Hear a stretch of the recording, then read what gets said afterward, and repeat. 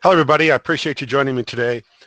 I'm just, I want to show you something. I'm not going to make any comments on it. I just want to show it to you and just let you know what it is I find.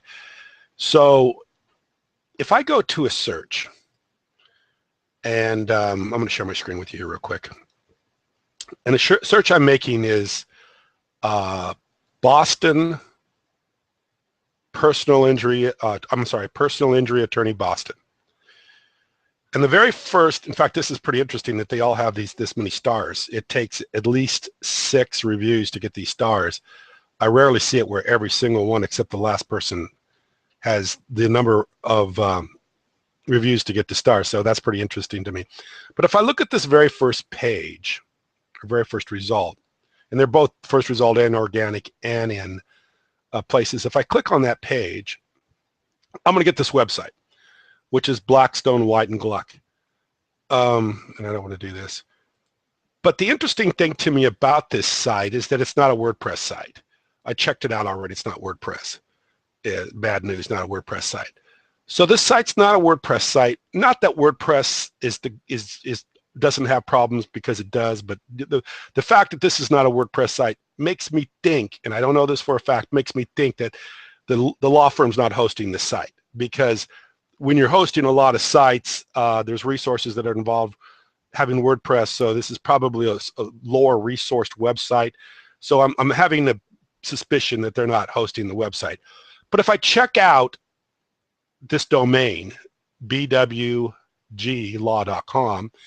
and find out who it is, no, that's the wrong one. I'm finding out that bwglaw.com. I'm finding this is the law firm right here. This is their information, which means that they own their domain, which is a good thing. And if I go back and I wonder why they're ranking so well, there's a tool from the Google Webmasters tool, and this is something that really is easy to use, and it's kind of an interesting way of finding out how much information this website has indexed on Google. So if I go site, and this should tell me how many results are coming back for that where Google has gone out and actually found results for this site, and it's 313, which is not terrific. I mean, it's okay, it's pretty good, but it's not, I've seen a lot more. But it's enough to get them to this #1 position for a personal injury attorney, Boston, Massachusetts. But the thing that I've noticed is that they have a blog, and the blog is probably what's generating that first result that they're getting. Let me see if I can find this site again. Go back here.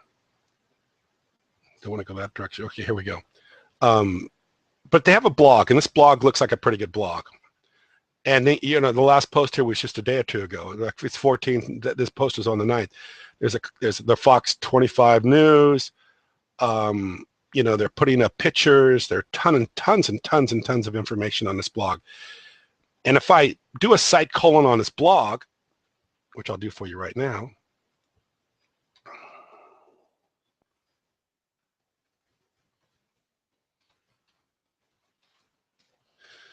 I'm going to get back 2,370 results. So in my opinion, the blog is what's driving their rankings.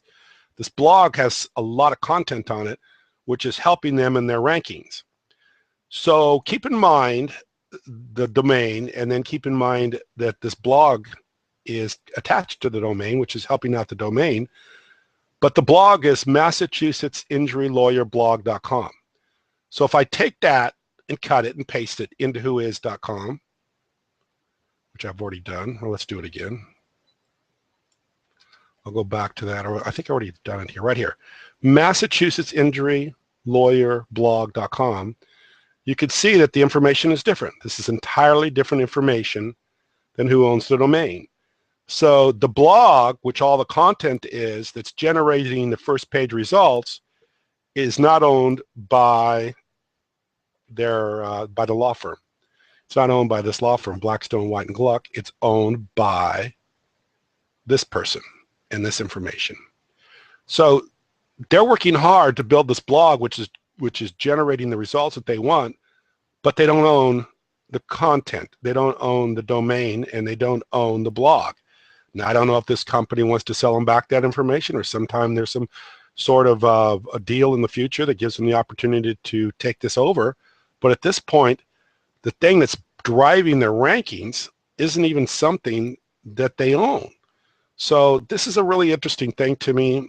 I've seen this before, and I just want to make people aware of it, that you need to kind of keep a track of this kind of stuff, or at least find out a little bit more about it. And if I'm wrong as far as my analysis is concerned, make a comment below. I'd like to hear what you have to say. You know, my analysis is what's driving that website ranking for that law firm is that blog, and that blog is not in the law firm's ownership. It's in somebody else's ownership.